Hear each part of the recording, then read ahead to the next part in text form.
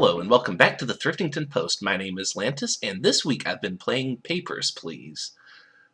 This is such an amusing game.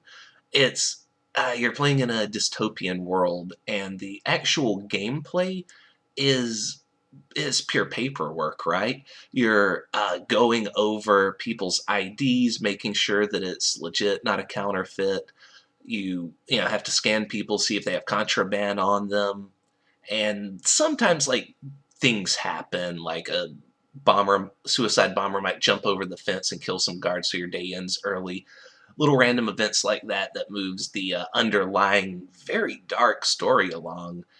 And I love it. I love everything about this game. There's this constant struggle to always work faster, to move faster, because, your family is starving. You're not getting paid enough you get paid on commission of how many people you process in a day.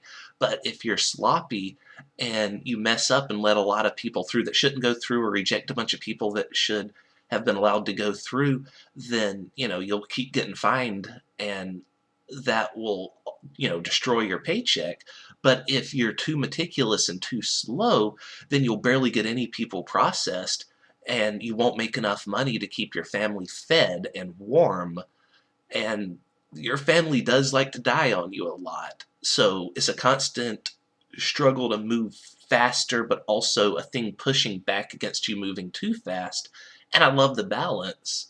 It encourages quick but good work, which is actually kind of difficult to pull off at times, especially later on whenever they're like, well, now you can't just accept or reject people. You have to highlight what's wrong precisely with this person. So then you can't just get frustrated and reject someone and hope that that's right, because that'll be a guaranteed penalty. So, yeah. One thing I thought was curious about this game was that going into it, knowing the basic premise of it, I thought, well, this will be cool. I can ruin a bunch of people's lives. Wouldn't that be amusing? But it turns out I'm actually not as cruel of person as I thought I was.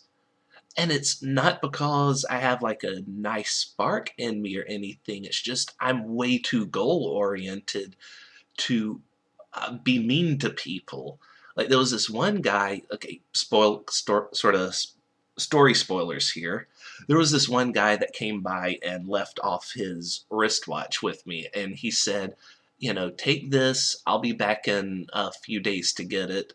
And I think in exchange for the watch, I went ahead and let him through, so I had to get a penalty to do the right thing in this case. And now I have his watch. And then, like, stuff happens. Like, people offer to buy the watch from you in increasing amounts, to the point in which you know that you're going to get more money if you just sell this watch to these people than if you just wait for the guy to come back through. And eventually he does come back and reclaim his watch and gives you a little money for holding on to it for him.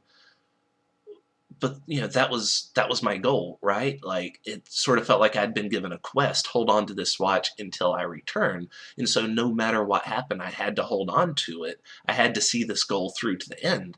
So I just couldn't screw the guy over and give his watch out to someone else, or reject him from the get-go, because it seemed like an interesting premise. I'll give you something to hold on to, right? So, though, one thing is, there's like posters and stuff you can put on your wall that, like, a drawing your kid gives you, but if you leave it on your wall, the inspector will see it and be upset with you for having contraband, or whatever they call it.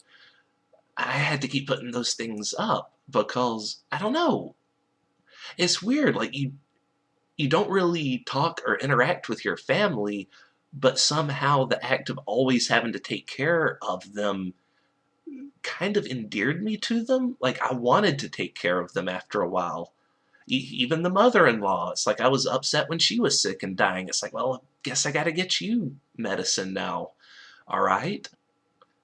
So it's just kind of curious that this game that has almost no graphics to it and very little interaction with certain characters can still compel me to feel strongly enough for those characters that have no real graphics to them, right? It's just like a text-based idea. It's like the Oregon Trail. Your son is a name, just a word on a screen, but the game still made me want to take care of him. That's actually pretty brilliant that they were able to pull that off. Bravo to the developer. That couldn't have been easy. But other than that, I think that this game works for me because I'm actually kind of a boring person IRL. Like, I'm right now working to become an accountant, right? So paperwork is kind of what I like to do, just going over page after page after page, looking for small details, making sure everything lines up right, and that's what this game is. Like, the movie Office Space, for example, at the intro to it where the guy's sitting in the cubicle and this is supposed to represent, this is everything wrong with this guy's life. He's in a box. He can't go anywhere. He wants to be free. I look at that and think, this is fantastic. What's he complaining about?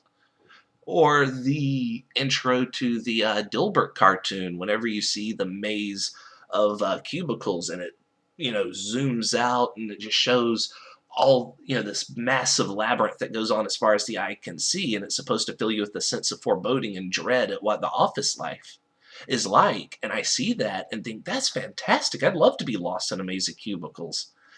Walled off, don't have to talk to anyone. It's just like you and a PC interface. I don't know. So, yeah, this game invokes all that side of me. And so that certainly helped how I feel about it, I'm sure. But I guess that's about it. That's it for the show this week. If you would like to get in touch with me, you can at Lantis Armstrong on Twitter. That's LantisArmstrong. Thank you for watching, and I'll see you later.